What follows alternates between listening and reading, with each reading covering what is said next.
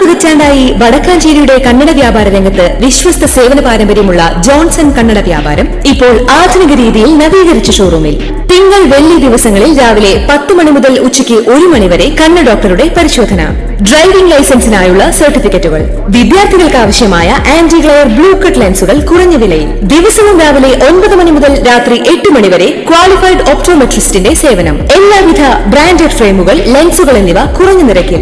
Johnson Kannada വ്യാപാരം, John's tower, divine ആശുപത്രിക്ക് എതിർവശം, Vadakkanchery. Phone 94963474.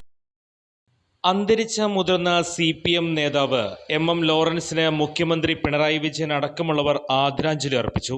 രാവിലെ വീട്ടിലെത്തിച്ച മൃതദേഹം പാർട്ടി ജില്ലാ ആസ്ഥാനമായ ലെനിൻ സെന്ററിലാണ് പൊതുദർശനത്തിന് വെച്ചത്. രാവിലെ 9:15 എറണാകുളം ടൗൺ ഹാളിൽ ആരംഭിച്ച പൊതുദർശനം വൈകിട്ട് 4 വരെ തുടരും. തുടർന്ന് മൃതദേഹം മെഡിക്കൽ വിദ്യാർത്ഥികളുടെ പഠനാവശ്യത്തിനായി എറണാകുളം ഗവൺമെന്റ് മെഡിക്കൽ കോളേജിന് വിട്ടു നൽകും.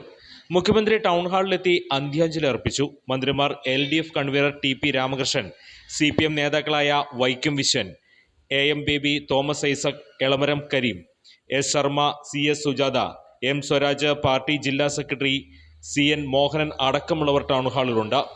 വാർദ്ധക്യ സഹജമായ അസുഖങ്ങളായിരുന്നു ലോറൻസിന്.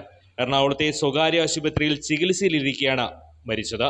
7 ദശകത്തോളം എറണാകുളത്തിന്റെ പൊതുജീവിതത്തിൽ നിറഞ്ഞു നിന്ന ആളെന്ന നിലയിൽ സമൂഹത്തിന്റെ വിവിധ മേഖലകളിലുള്ളവരാണ് ആദരാഞ്ജലി അർപ്പിക്കാനെത്തുന്നത്.